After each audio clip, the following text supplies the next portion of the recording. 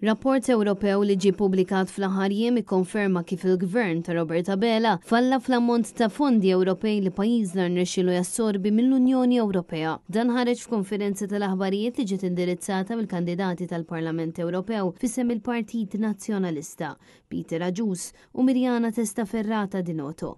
Hekk kif tal-jimilu, mill-Parlament Ewropew ġie publikat rapport bl-isem Absorption Rates of Cohesion Policy Funds li jispjega kif Malta tinsab fl-aħħar post mill-pajjiżi membri tal-Unjoni Ewropea fir-rata ta' kemm qed tuża fondi Ewropej.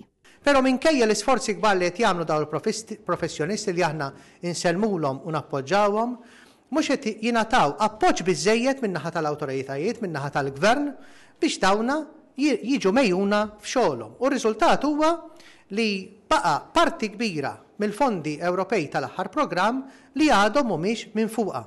Peter Aġus insista li l-Partit Nazzjonalista kommess li jinvesti fin-nies sabiex il-poplu Malti wawċi jigwadanja bl-aħjar mod possibbli mill-fondi Ewropej u fakkar li Malta bħala gżira għandha bżonnijiet speċifiċi u allura għandna nfasslu l-fondi tal-Ewropa skont il-bżonnijiet tagħna.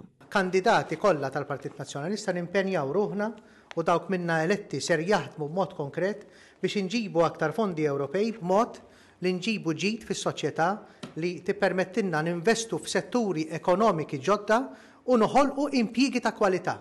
Minnaħa tagħha l-kandidat tal-elezzjoni tal-Parlament Ewropew Mirjana Testaferrata Dinoto qalet li dan ir-riżultat ser jirrifletti ħażin fuq kull settur ekonomiku f'Malta. Filwaqt li sostnit li 3 membri parlamentari Ewropej fisem il-Partit Nazzjonalista jassiguraw li l-fondi tal-Ewropa jiġu utilizzati bl-aħjar mod possibbli. Il-Partit Nazzjonalista fil-manifest tiegħu tkellem fuq diversi proposti fosthom li nġibu iktar fondi Ewropej għal titjib fil-kwalità tal-ħajja tal-poplu, insaħħu trasport pubbliku u noħolqu dak alternattiv, nagħmlu l-ambjent dritt fundamentali, inħarsu u nsaħħu d-demokrazija, inpoġġu lill-għawdex priorità, noħolqu iktar opportunitajiet għaż-żgħażagħ u nagħtu l-appoġġ sħiħ tagħna lil bdiewa raħħala u sajjieda.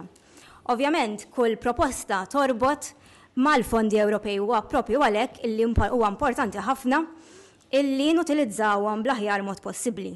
Mirjana Testaferrata Dinoto appellat lill-Gvern sabiex jinvesti bisħieħ fl-uffiċjali taċ-ċivil Maltin sabiex pajjiżna jżid l-abilità tiegħu u jipproċessa l-fondi Ewropej fil-ħin. Għalhekk il-Gvern irid jara li dawk li jibnu l-ħiliet fil-qasam tal-fondi Ewropej jingħataw l-inċentiv biex jibqgħu fis-settur u jaraw li jkollhom prospettiva ta' karriera li tkompli tikber. Min barra dan, irridu nħeġġu nies ġodda jidħlu għal dawn il-karigi permezz ta' kollaborazzjoni akbar tas servizzi konċernati mal-Università ta' Malta. Desiree Grek, Net News.